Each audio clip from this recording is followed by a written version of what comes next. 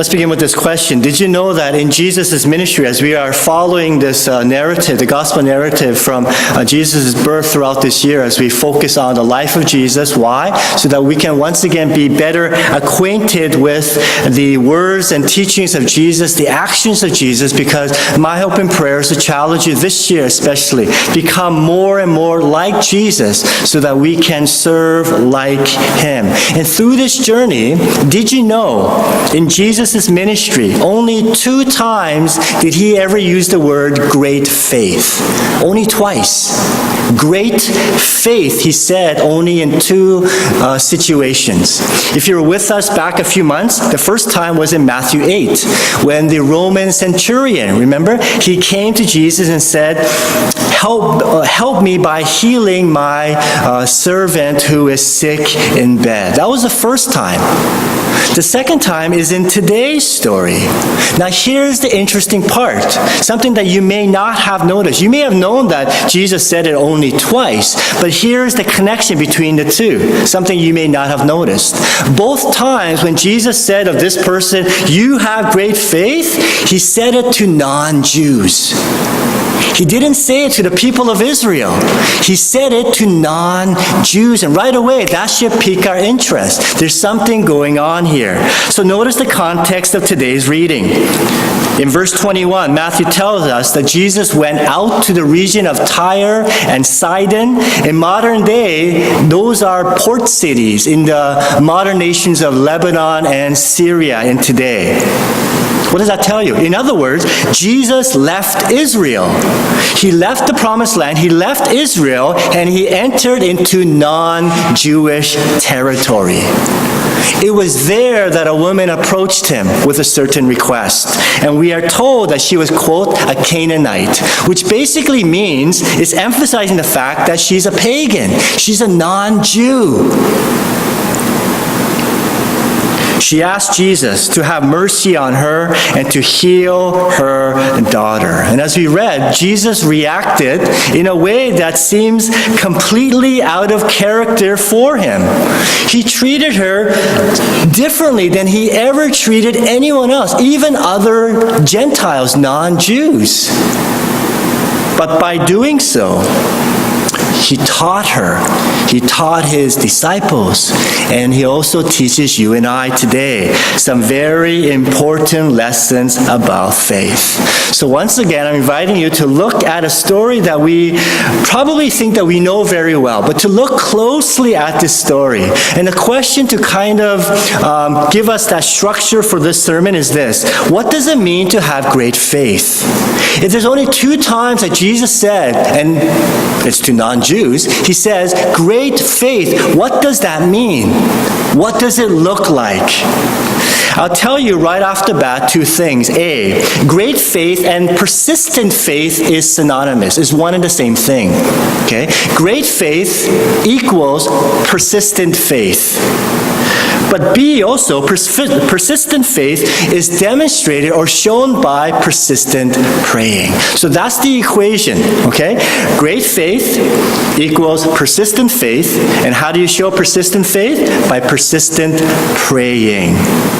But again, the question is, what does it mean? What does it mean for you and I to persist in prayer so that we can show that we have great faith? When we look at the story and at the way specifically that this woman approaches Jesus, we see the answer. We learn how.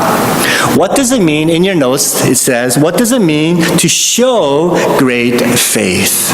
So once again, I invite you to take out a pen as we close off the summer and anticipate greater things that God can do in and through us. Let's take notes and allow God to speak to us. What does it mean to show great faith?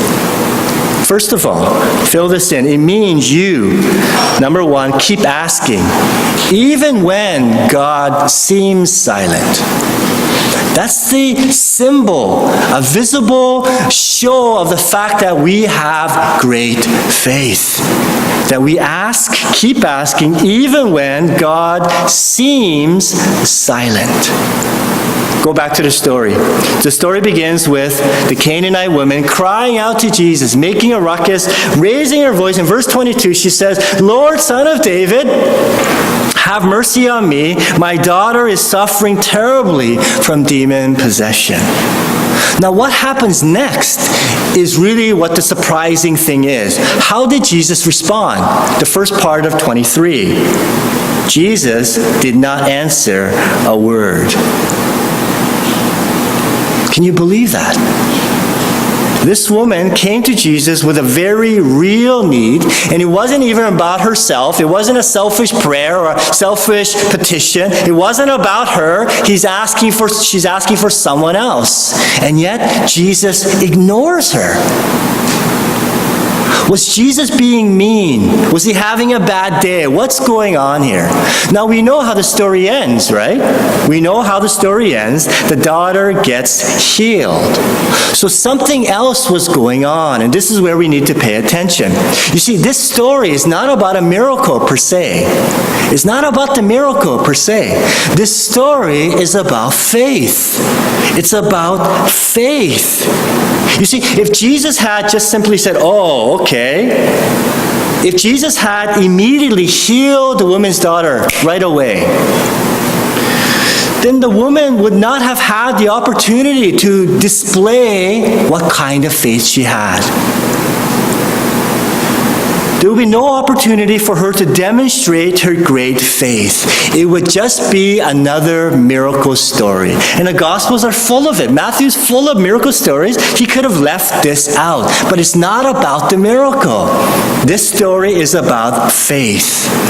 Now, this is important for you and I who desire to join in God in this great adventure in our lives and as a church together. This is key because, let's be honest, I'm going to be honest, just like you, there are times when I pray for things.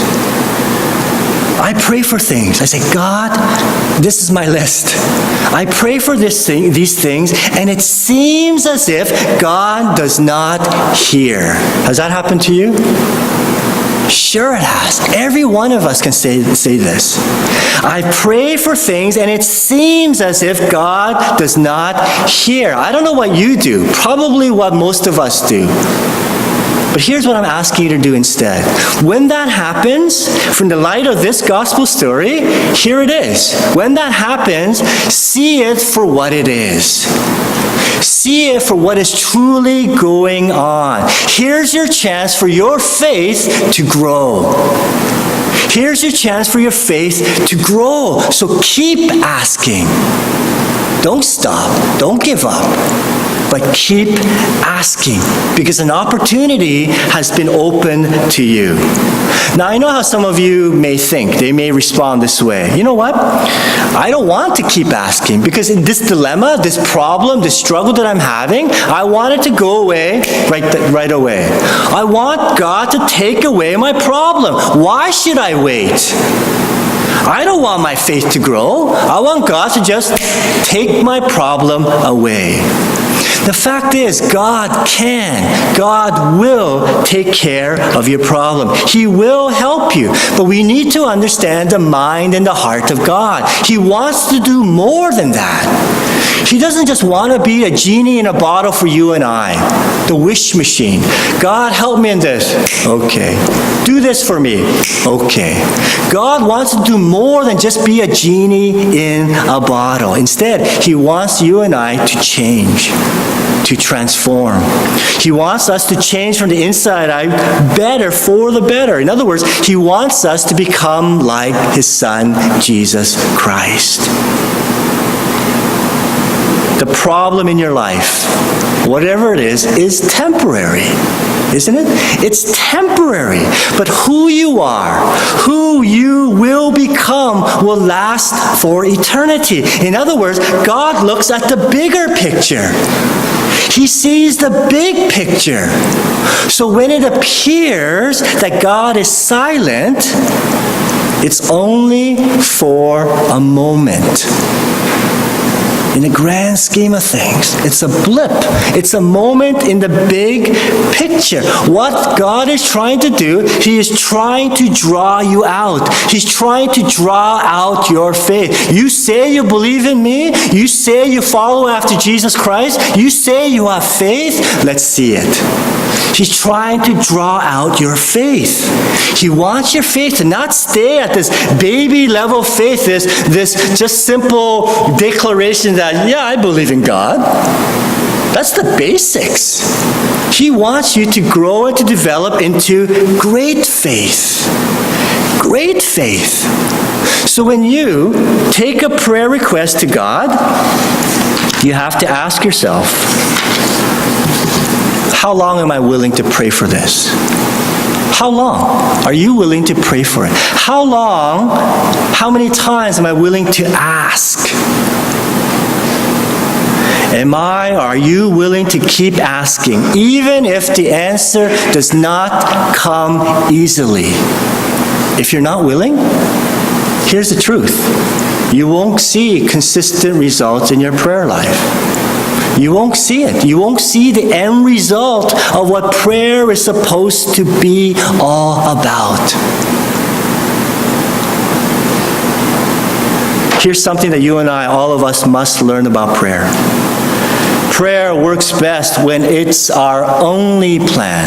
Only plan. Not when it's one of other options, So if we pray with the attitude that says, I know I'm supposed to pray, we learn in church to pray, right? So I'll try it for a while, but if it doesn't work, I'll try something else. Then our prayers won't be answered. It won't be answered. Our prayers won't go very far. So don't be surprised if that happens to you. If the woman in our story went to Jesus with the thought, I'll ask Jesus to heal my daughter. If he says no, if he doesn't listen to me, I'll go to another preacher to help me.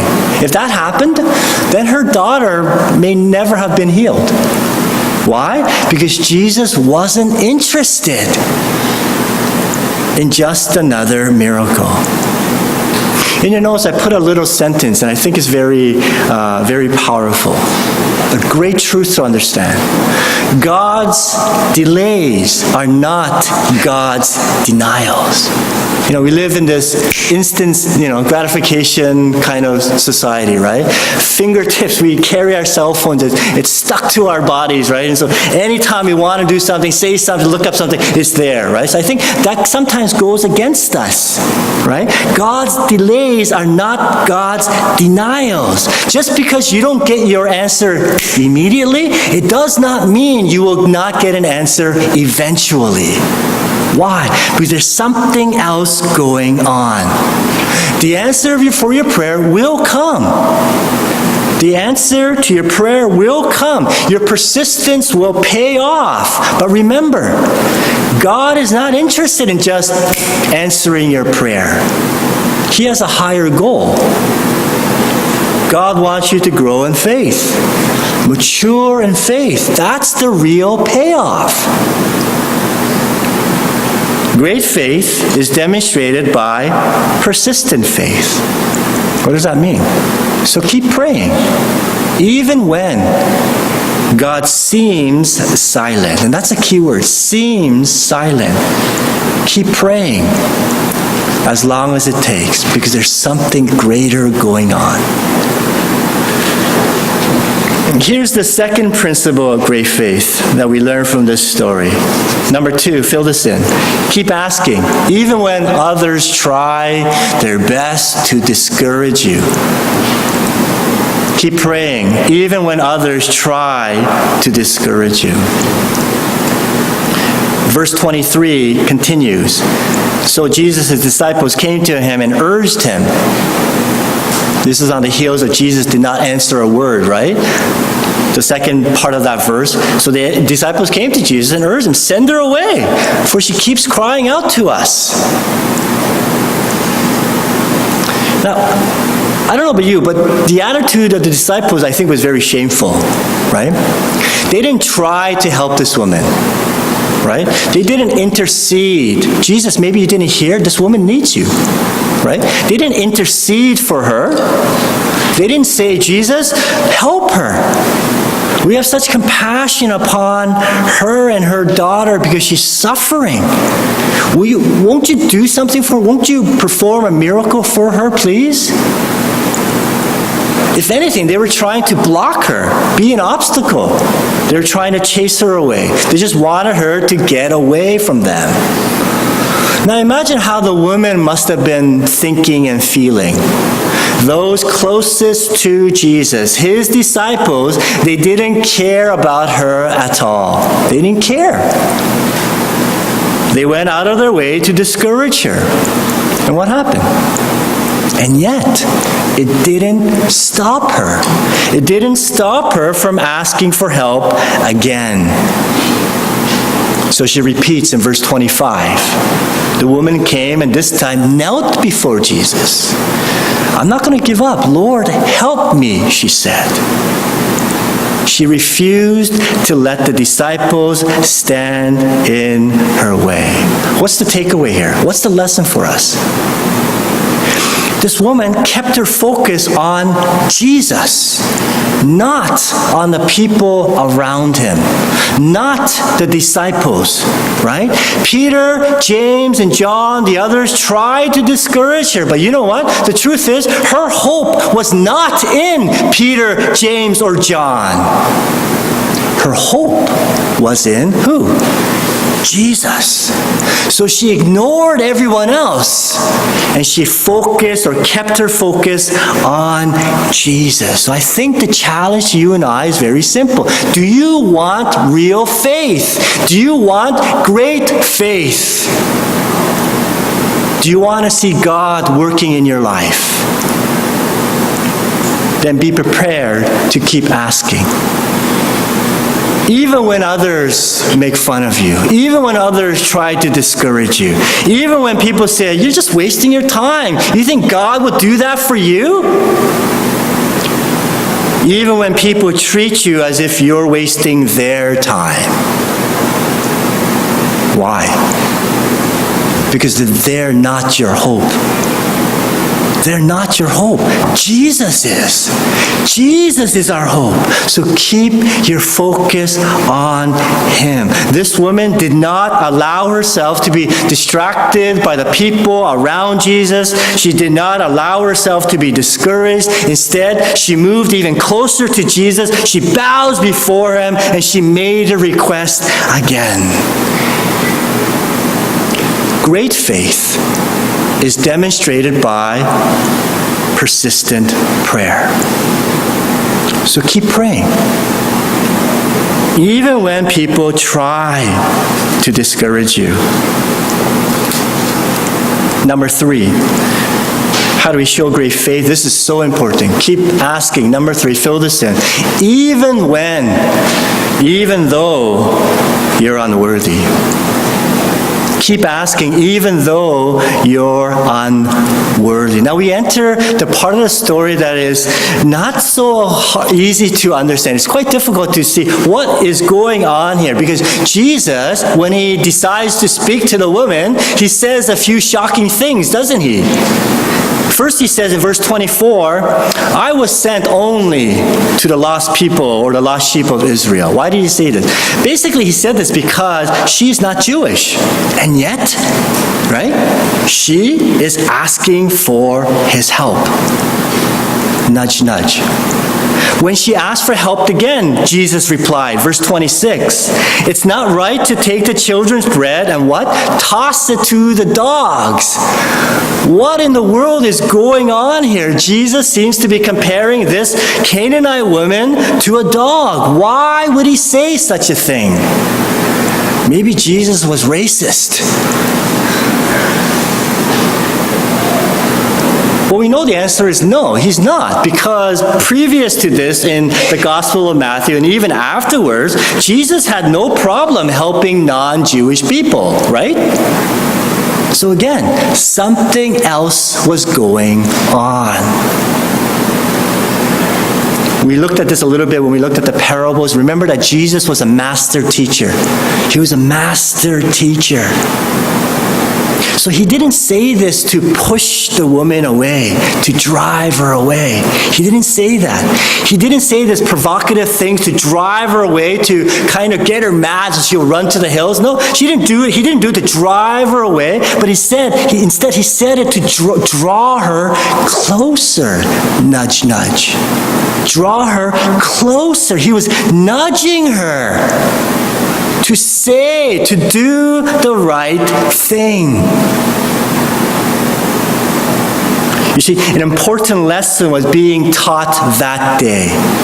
To her, to his disciples, and the lesson is this. Anyone, regardless of gender or race, can experience God working in their life.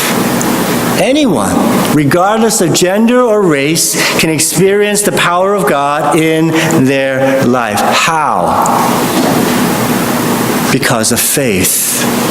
Faith is the door to experiencing God's power, seeing God at work in our lives. Once again, Jesus was nudging her. The door, nudging you in, nudging her in. And what happened? The woman did not disappoint. Her response to Jesus was amazing. It was magnificent. She says in verse 27, "Yes, Lord." She's not offended. She took the bait. "Yes, Lord, but even the dogs eat the crumbs that fall from the master's table."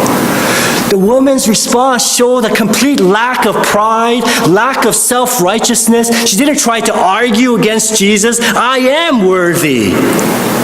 She didn't say, "I'm as worthy as any other Jew or any Jew." She didn't say, "I'm good enough, I'm smart enough, and doggone it, I deserve to have my prayers answered." No.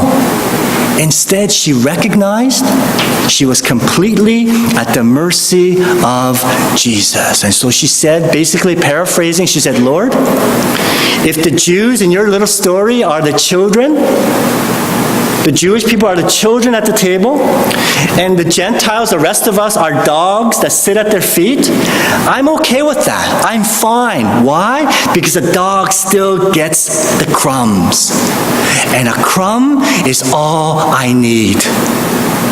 The leftover of your power are more than enough for me. You see what's going on? So you see, Jesus didn't say what he said to put her down. He said it, nudge, nudge, to draw out her faith. You say you believe in me? You say you believe in God? Nudging. Giving her the chance to take that step forward to great faith. And by her response, she made it clear that her faith was not in herself, not in her own worthiness, but her faith, her trust was in his power, his goodness, his mercy, his love. That's why Jesus responded in verse 28, "Women, you have great faith. Your request is granted." Do you know what I catch myself doing sometimes? I try to convince God that I'm worthy. I try to convince God that I'm worthy to have him answer my prayers. So God, I'm going to remind you, I'm a pastor. I've committed my life to your church. I remind him of how hard I try. I have good intentions, God. I remind him of all the good things I've done and I try to do. But God doesn't listen to any of that. God doesn't listen to any of that. I've learned that God is not impressed with my credentials, my CV, my resume. But when I come to him in humility, without pride, without self-righteousness, then God hears me. Now some of you may say this, you know what? That's you. I don't deserve anything from God. I don't deserve full blessings of God. I don't deserve God to even pay attention to me. I don't deserve God's help. Why should I bother to ask? Here's my answer. Here's why. Because even if you think all you deserve is a crumb, if that's all you think you deserve, just a crumb, here's the truth. A crumb is more than enough to meet your needs.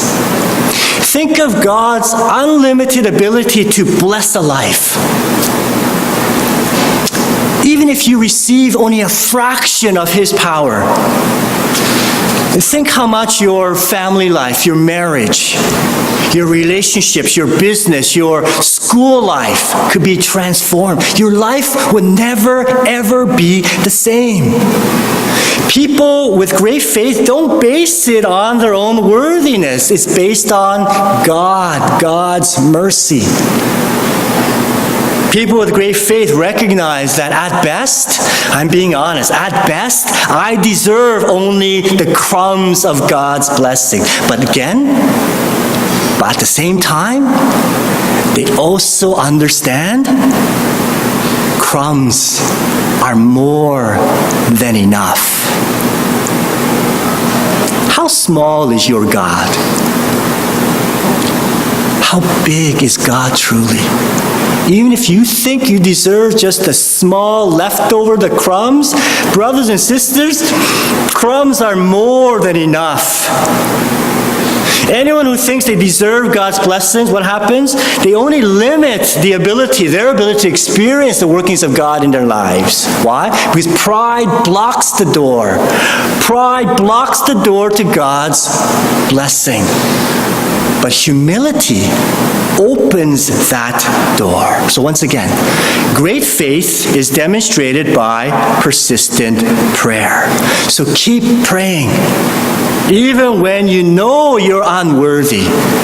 And the sooner we realize this, the sooner we open the door to God's power and working in our lives. Yes, God wants you to develop great faith, but not great faith in yourself. No, not in your abilities, not in your own accomplishments. But God wants you to have great faith in Him. In Him. Because He's inviting you on the great adventure. So brothers and sisters, keep praying. Even when you know you are unworthy. Let's wrap things up. I know that some of you are going through major challenges right now. And your faith is being stretched. My hope and prayer is this. In light of today's gospel reading, my hope and prayer is that you will come to understand that in the long run, the big picture, this is a good thing. This is a good thing because this is an opportunity for you to grow in faith.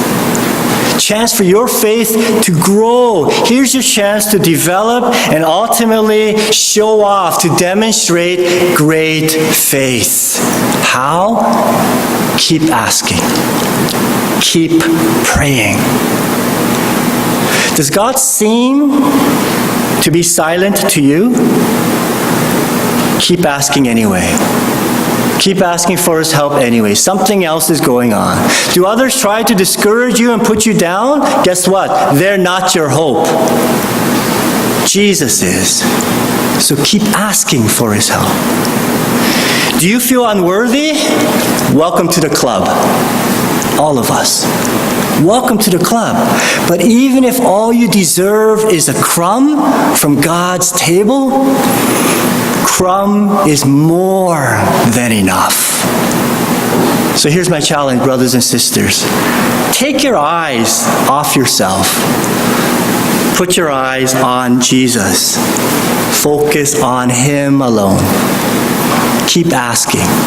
Keep asking for His help. Here's the main point. Persistent prayer demonstrates great faith. So keep asking. Keep praying. This is my hope and prayer as we end the summer. Anticipate greater things that God can do, that Jesus invites you on the great adventure in your life and the life of his church as well. Let's pray.